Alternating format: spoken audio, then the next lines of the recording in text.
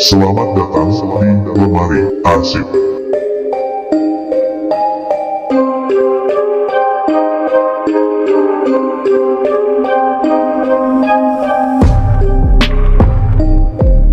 Kali ini, saya akan membahas salah satu arsip dari sebuah kisah nyata yang di luar nalar. Tapi sebelum lanjut ke pembahasan, jangan lupa untuk subscribe dan juga like untuk lebih membangun channel ini. Serta coretkan komentar positif kalian, biar kita bisa berbagi pendapat. Tanpa banyak kata-kata lagi, siapkan jiwa, mental, serta batin kalian, dan mari kita buka arsipnya.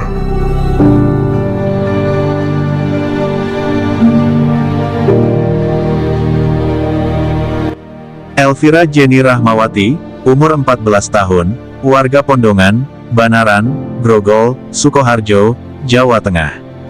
Elvira adalah putri pasangan Joko Wardoyo dan Eni Mastuti, berstatus siswi sekolah menengah pertama, SMP, kelas 9. Elvira sangat aktif dalam bermain media sosial, terutama media TikTok, tapi sayang, gadis cantik dan masih belia ini, harus meregang nyawa begitu cepat, dengan cara yang tidak wajar. Elvira diketahui pihak keluarga telah meninggal, pada hari Selasa, tanggal 24 Januari tahun 2023. Isak tangis keluarga dan kerabat korban pun meluap, saat mengiringi pemakaman remaja putri belia itu.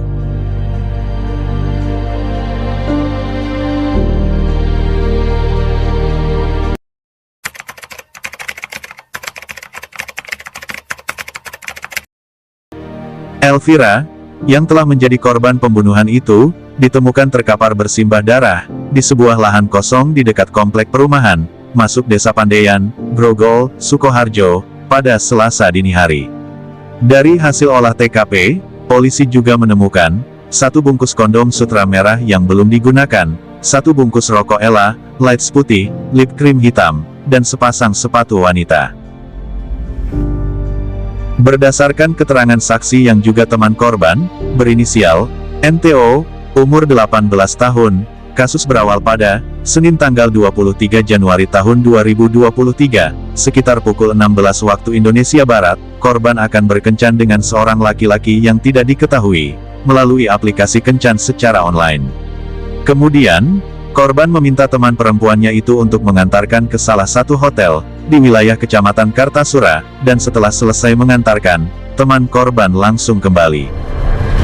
Korban telah membuat janji temu dengan salah satu pelanggannya yang bernama Nanang Trihartanto, umur 21 tahun, dan juga sebagai pelaku pembunuhan keji ini.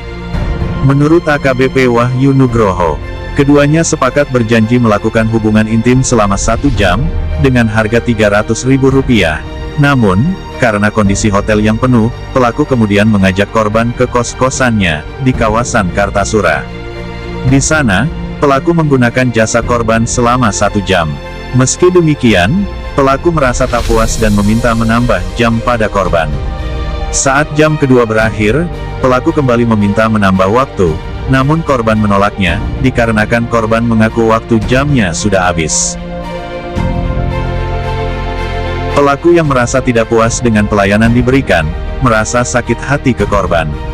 Pada saat itu, pelaku menawarkan untuk mengantarkan korban untuk pulang ke rumah korban, dan korban pun menyetujuinya, namun, bukannya langsung ke rumah korban, pelaku malah membawa korban ke sebuah lahan kosong, di Desa Pandaian, Kecamatan Grogol.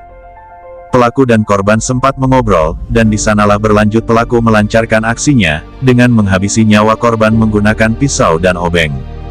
Pelaku menyekap korban dari belakang, dan menusuk di bagian dada korban menggunakan pisau dapur. Tak berhenti di situ, pelaku kembali menusuk korban di bagian leher sebanyak kurang lebih 7-9 kali, menggunakan obeng minus. Selanjutnya setelah melakukan perbuatan pembunuhan, pelaku mengambil handphone milik korban, dan juga uang milik korban. Lalu pergi meninggalkan tubuh korban tak bernyawa itu. Pelaku juga membuang obeng minus, pisau, dan membuang tas korban di jembatan wilayah Klitikan Semanggi, Kecamatan Pasar Kliwon, Kota Solo. Jasad korban ditemukan oleh teman dan kekasihnya, berinisial NTO dan Iena, di lahan kosong di belakang karaoke KCRI, Desa Pandaian, Kecamatan Grogol, Kabupaten Sukoharjo. Menurut pengakuan teman korban, setelah selang beberapa jam mengantar korban, dia mengirim pesan singkat kepada korban untuk menyuruhnya pulang, karena sudah dicari ibunya. Namun handphone milik korban dalam keadaan off, atau mati. Pada saat itu, teman korban, kemudian mencoba menghubungi pacar korban, yang bekerja sebagai satpam. Ia menceritakan bahwa korban Sherlock posisi terakhirnya di mana, teman dan pacar korban, lalu mencari titik lokasi Sherlock itu, hingga akhirnya mereka menemukan korban pada Selasa dini hari, namun korban ditemukan sudah meninggal dunia, dengan keadaan tubuh korban terdapat sejumlah luka tusukan. Keterangan dari Kapolres Sukoharjo, AKBP Wahyu Nugroho Setiawan. Motif pembunuhan pelaku adalah, pelaku sakit hati, karena belum puas dengan pelayanan korban, dan juga ingin menguasai harta korban.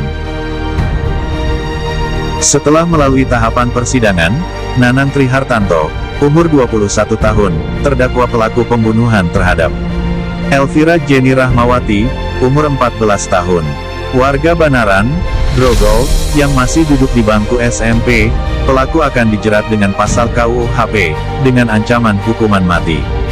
Namun, kata pejabat Humas PN Sukoharjo, Denny Indrayana, terdakwa hanya divonis 15 tahun penjara, subsidiar 6 bulan. Putusan itu sudah sesuai dengan tuntutan JPU, Jaksa Penuntut Umum, berdasarkan pasal 76C Junto, pasal 80, ayat 3, tentang perlindungan anak.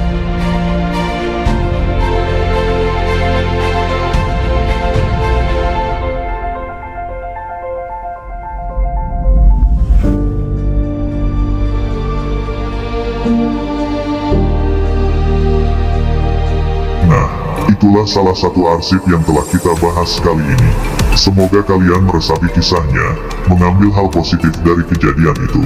Tetap berhati-hati, tetap waspada, jaga diri kalian, cermat dalam memilih, karena tindak kejahatan tidak mengenal siapa kalian, dan kapan akan terjadi. Terima kasih telah menonton video ini, dan nantikan kisah-kisah nyata di lemari arsip selanjutnya.